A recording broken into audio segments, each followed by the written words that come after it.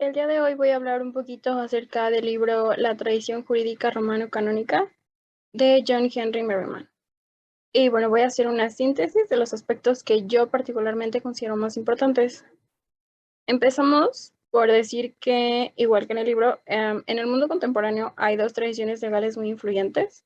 que son el derecho civil y el derecho común. Este libro se ocupa de la más antigua e influyente, que es la del derecho civil. Se hace hincapié en que se usa el término de tradición legal y no el de sistema legal. Se requiere distinguirlos porque son dos ideas muy diferentes. Con respecto al sistema, es un conjunto operativo de instituciones, procedimientos y reglas legales. Señalan dos sistemas que son los más influyentes en nuestro derecho actual, que son la del derecho civil común, pero se dice que por mucho la del derecho civil es más relevante y por eso es que se centran en estudiarla dentro del libro. El segundo punto que menciona la obra es cómo se origina el derecho civil, y para ello menciona tres subdivisiones. Dice que el derecho civil fue compuesto por el derecho romano, el derecho canónico y el derecho mercantil. Para ello explica que efectivamente el derecho romano tuvo una gran influencia en el derecho civil, puesto que es en el que se establecen los inicios de la codificación y del agrupamiento de las reglas que se rigen entre particulares relativas a temas de derecho familiar, derecho sucesorio, derecho penal, entre otros más. Y hace mención precisamente a la obra de esa época, que es el Corpus Juris Civilis del Código de Justiniano,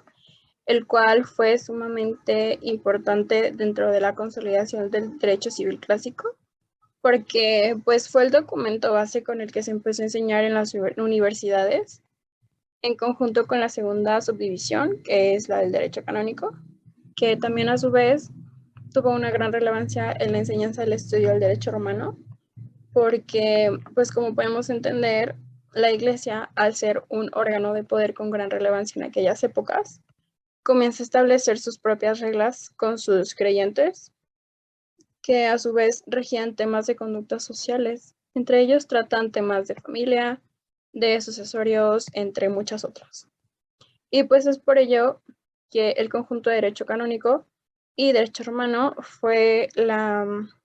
pues digamos que conjunción perfecta que empezó a enseñar en las universidades de Europa pese a la caída del Imperio Romano y la decadencia de ciertas instituciones eclesiásticas. Y bueno, fue que este bloque comenzó a perpetuar en el estudio del derecho en esas épocas. Y por último está el derecho mercantil, que se inició en la época de las cruzadas en Italia, y que se dice también que es tan antiguo como el comercio porque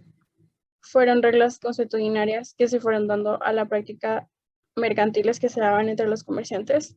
y que pues estos a su vez obviamente se añaden otros dos componentes al derecho romano y canónico, que empezó también a tener una trascendencia en la conformación de un derecho civil, y pues esos son los factores que el autor menciona y son los más relevantes.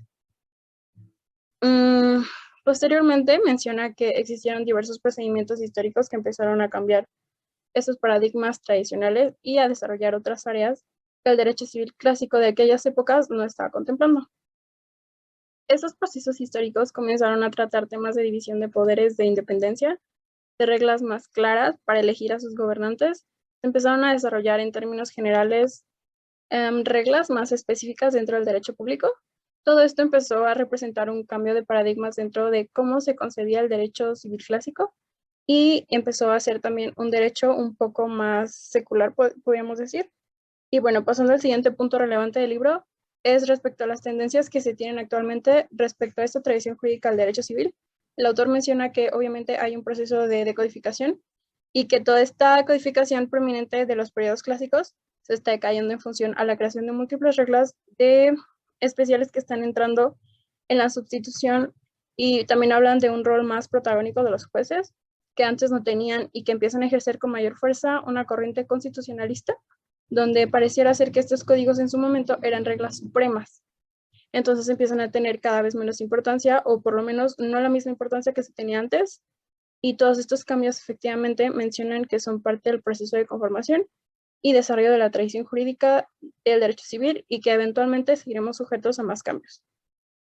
Y bueno, esto fue para mí lo más relevante del libro y en resumen lo que nos ayuda a entenderlo.